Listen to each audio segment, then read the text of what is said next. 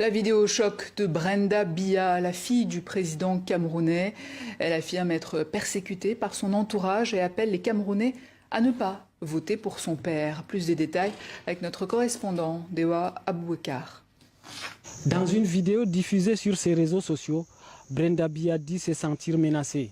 Depuis la Suisse, elle affirme avoir entendu des propos inquiétants tenus selon elle par des proches du pouvoir. Tu vas overdoser et tu vas mourir, rapporte-t-elle. La jeune femme annonce alors rompre tout lien avec sa famille. Elle le dit sans détour, je ne voterai pas Paul Biya. Et elle va plus loin en appelant les Camerounais à ne pas réélire son père qu'elle accuse d'avoir fait souffrir, je cite, assez de gens. Personnalité très suivie, connue pour ses prises de parole publiques et son coming out, Brenda Biya n'en est pas à sa première déclaration remarquée. Mais à quelques semaines de la présidentielle, sa sortie prend une dimension politique inédite. La vidéo est massivement partagée et commentée sur les réseaux sociaux. Pour l'heure, aucune réaction officielle n'a été publiée ni par le Palais de l'Unité, ni par le parti au pouvoir. Bonjour les enfants, c'est papa. Mon mur est un asile psychiatrique à ciel ouvert et ma salle d'attente est toujours bondée. Bienvenue à la clinique les enfants. Tu vois Serge Alain Autou? Tu vois Cyril Bojiko? Quand je vous dis que vous êtes le problème du Cameroun, vous enfermez le Cameroun dans l'obscurantisme, que votre manière de faire le journalisme est une manière de la conservation de pouvoir, que vous êtes des armes d'abrutissement des Camerounais, que si aujourd'hui le Cameroun est dans cette situation depuis plus de 40 ans, c'est aussi à cause de vous, journalistes camerounais. Vous n'êtes pas à la hauteur de la situation du Cameroun. Vous êtes méprisables. Vous êtes méprisables. J'espère qu'avec ce reportage et le podcast que je vous ai fait hier, vous avez honte d'être des journalistes. Vous devriez avoir honte. C'est-à-dire que si le Cameroun est aujourd'hui dans la situation là où on est, si le peuple camerounais a tellement la tête dans le sable aujourd'hui, c'est à cause de ces journalistes aussi qui n'ont aucune valeur, aucune hauteur. Vous vous vantez pour rien. Vous portez les habits, vous alimentez le Congo-Ça. Vous êtes des journalistes du Congo-Ça.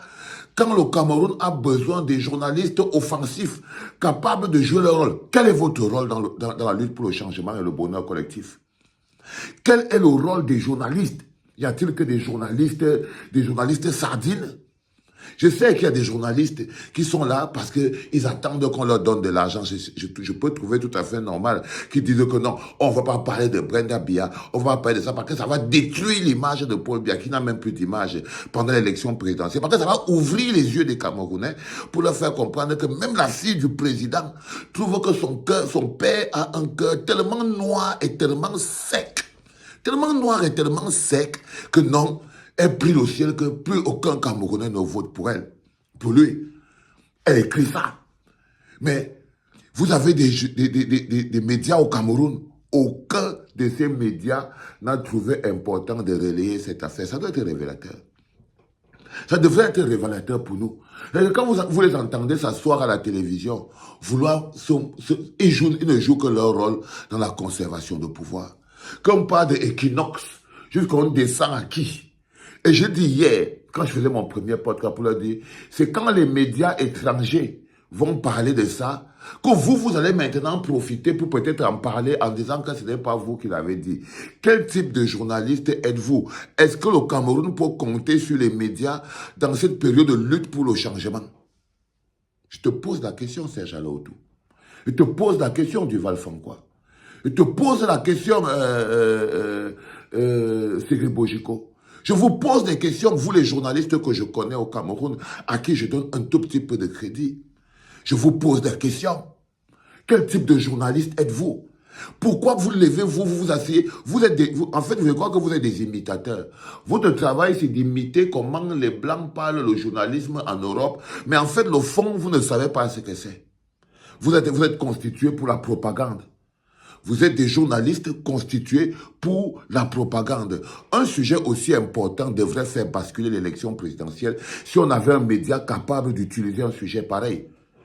Un sujet comme celui-ci est capable d'ouvrir les yeux des Camerounais et de faire basculer l'élection présidentielle. Ce sujet. Parce que Brenda Biya fait des révélations extrêmement importantes, monsieur Serge Alaoutou. Monsieur Cyril Bojiko, monsieur Duval Fangwa.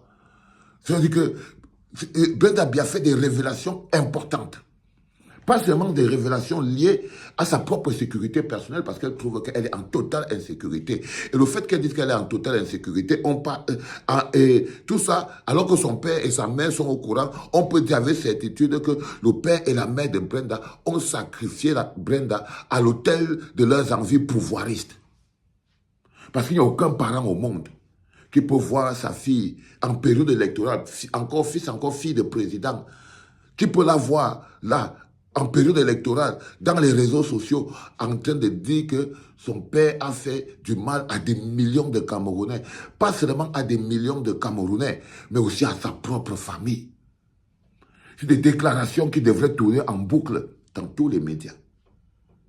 Ça devrait tourner en boucle dans tous les médias, mais vous manipulez l'opinion. Vous êtes des journalistes de la manipulation d'opinion. Vous êtes des journalistes qui anesthésient l'opinion. Vous anesthésiez l'opinion alors que dans d'autres pays, le journalisme électrise l'opinion. Alors que dans d'autres pays, le journalisme éveille l'opinion. Vous dites souvent qu'on est là pour éclairer nos téléspectateurs. Vous assombrissez les téléspectateurs. Vous les anesthésiez la tête. Vous les anesthésiez la tête. Vous anesthésiez la tête des téléspectateurs. Vous ne les aidez en rien du tout. Vous ne les aidez en rien du tout, mes chers amis.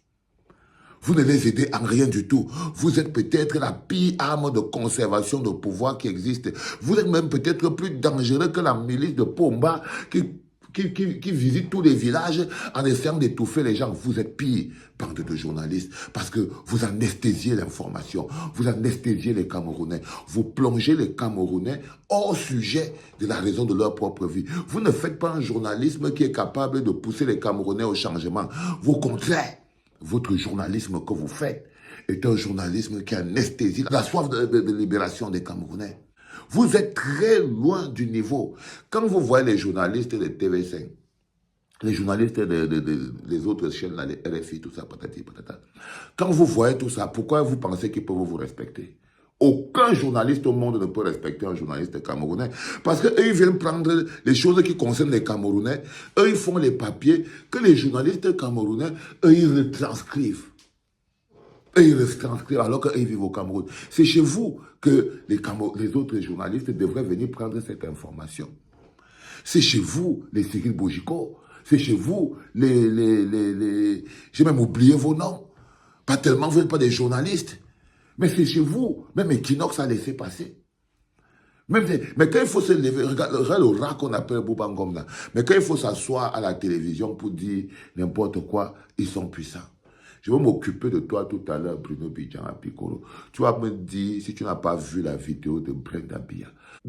Heureusement qu'il y a la clinique. Et que je peux chuter comme ça et écrivez avec moi. Heureusement, il y a la clinique.